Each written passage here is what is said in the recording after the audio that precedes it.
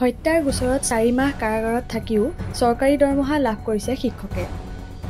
Rupohihat higher secondary বিষয় শিক্ষক মাইনুল হকৰ বিৰুদ্ধে এই অভিযোগ। নগাঁও সদৰ থানাত ৰুজু হৈ থকা গোচৰৰ ভিত্তিত নগাঁও বিশেষ কাৰাগাৰত 4 মাহ ধৰি বন্দী হৈ আছে মাইনুল হক। পিছে শিক্ষা বিভাগে চিকিৎসাজনিত ছুটি প্ৰদান কৰিছে মাইনুলক। নগাঁও শিক্ষা বিভাগক বিপথে পৰিচালিত কৰাৰ অভিযোগ। 12 বছৰ পূৰ্বে মাইনুলৰ বিৰুদ্ধে ৰুজু হৈছিল ভাৰতীয় দণ্ডবিধি আইনৰ 120(b)(302) ধাৰাত গোচৰ। নগাঁও সদৰ আৰক্ষী থানা 374/2012 নম্বৰত ৰুজু হৈছিল গোচৰ। নগাঁও আৰক্ষীয়ে দোষী সাব্যস্ত কৰি দাখিল কৰিছিল অভিযোগনামা।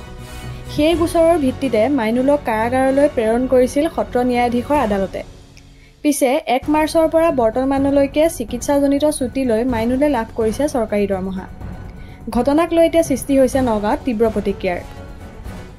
নগাঁও মেডিকেল কলেজৰ পৰা দিছে আৰু একচুৱেলি যেতিয়া লিভবিলাক লয় EL ল'লে সাধাৰণতে আমাৰ প্ৰিন্সিপাল বা হেডমাষ্টাৰৰ যিটো ৰিপৰ্ট আহে তাৰ পৰা ELবিলাক দিওঁ আৰু EL উইথ মেডিকেল লিভ যেতিয়া আহে তেতিয়াহ'লে কি মেডিকেল চাৰ্টিফিকেট আমাৰ খুব প্ৰয়োজন আৰু মেডিকেল চাৰ্টিফিকেট আমি বেছ কৰি লওঁ আৰু মেডিকেল চাৰ্টিফিকেট অহাৰ লগে লগে মেডিকেল লিভটো আমি এলাউ কৰি দিওঁ।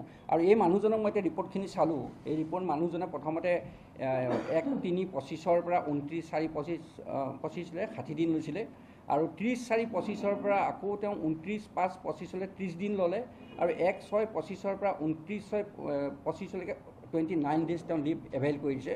তাৰপিছত আমাৰ ছামাৰ ভেকেশ্যন আহিলে। ছামাৰ ভেকেশ্যনত কিন্তু মানুহজন স্কুলত যিহেতু এটেণ্ড কৰা নাই আৰু একৰ্ডিংলি মই প্ৰিন্সিপালক আজি যেতিয়া সুধোতে প্ৰিন্সিপালে গম পাই পেলাই মোক ক'লে যে ছাৰ মানুহজন জেইলত আছে যদিও তেওঁ হস্পিটেলত হৈছে, কিন্তু হস্পিটেলৰ যিখন লেটাৰ মই পালোঁ তাতে মানে স্পেচিয়েল জেইলৰ কাষ্টাডিত আছে বুলি লিখি দিছে আৰু সেই ৰিপৰ্টখিনি মই আজি বিচাৰিছোঁ আৰু পোৱাৰ লগে লগে আজি মই ডিচিপ্লিনাৰী একশ্যনটো আৰম্ভ কৰিম তাৰ